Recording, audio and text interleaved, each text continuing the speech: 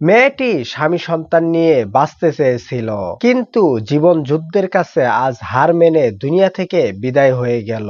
কি এমন ঘটেছিল তার সঙ্গে যার কারণে সে লাইভে এসে নিজের জীবন নিজেই দিয়ে দিল? এই বিষয়টি আপনাদের সঙ্গে আমি শেয়ার করব। ভিডিওটি সবাই শেয়ার করে দিবেন। দর্শক শ্রোতা, ঘটনাটি ঘটেছে রাজশাহীতে। মেয়েটির নাম হচ্ছে রহিমা আক্তার রেমি এবং তার স্বামীর নাম সাগর হোসেন।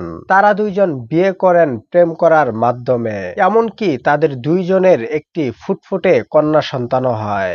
এইভাবে মোটামুটি তাদের সংসার ভালোই চলতেছিল, কিন্তু রহিমা আক্তার রিমিকে অনেকেই অনেক ধরনের কথা বলতো তার বাবা মা সম্পর্কে। সে এই বিষয়টি কোনোভাবেই মেনে নিতে পারতেছিল না। রেমি আক্তারের বয়স যখন 5 বছর, তখন থেকে সে দেখতে পান তার বাবা মা একজন আরেকজনের সঙ্গে ঝগড়া ফ্যাসাদ করতেছেন।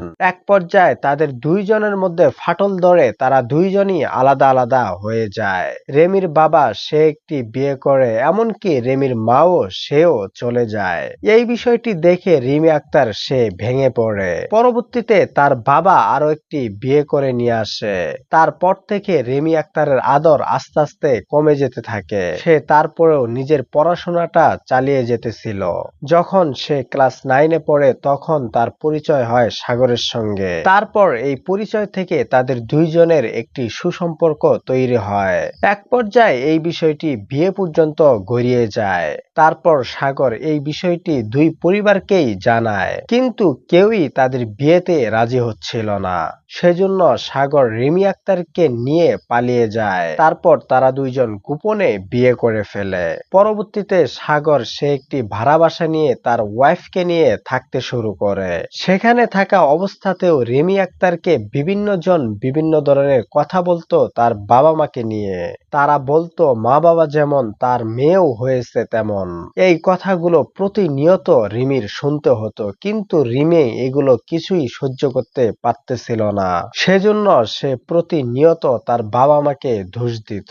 তার স্বামীও সবসময় তাকে সান্ত্বনা দিত, এলাকাবাসীরা কে কি বলে বলুক, তুমি তো আমার ওয়াইফ, আমি তোমাকে কিছু না বললেই তো চলবে। তারপরেও রিমি আক্তারের এগুলো সহ্য হচ্ছিল না। সেজন্য সে সিদ্ধান্ত নেয় দুনিয়া থেকেই বিদায় হয়ে যাবে। রিমি আক্তার লাইভে এসে সে কান্না গলায় বলতেছিল, আমার তো বিয়ের সময় বউ সাজা হয়নি, আজকে আমি বউ সাজবো, কেননা কালকে আমাকে পোস্টমর্টম করা হবে, মানুষ আমাকে সবাই দেখতে আসবে, সেজন্য আজকে হলেও আমি সেজেগুজে নেই। এইভাবে সে দীর্ঘ 23 মিনিট লাইভ করে। আপনারা অনেকেই লাইভটি দেখেছেন। একটি মেয়ে কতটা অসহায় বোধ করলে এমন ধরনের ঘটনা ঘটাইতে পারে। এরকম অনেক মেয়েরাই রয়েছে যারা কিনা নিজের দুঃখ কষ্ট চাপা রেখে স্বামীর ঘর সংসার করে আসতেছে। রিমি আক্তার মৃত্যুর সময় তার বাবা মাকে সে দায়ী করে যায়, কেননা তার বাবা মা যদি আজ একসঙ্গে থাকতো তাহলে তার জন্য আজ এই দিনটা দেখতে হতো না। আজ এলাকার কেউই তাকে নিয়ে এরকম সমালোচনা করতে পারতো না। সত্যি রিমির কথাগুলো যখন আমি শুনতে পারতেছিলাম, তখন আমার চোখ দিয়ে অঝরে পানি চলে আসতেছিল। আমাদের এই সমাজে কত কিছুই না ঘটে চলতেছে।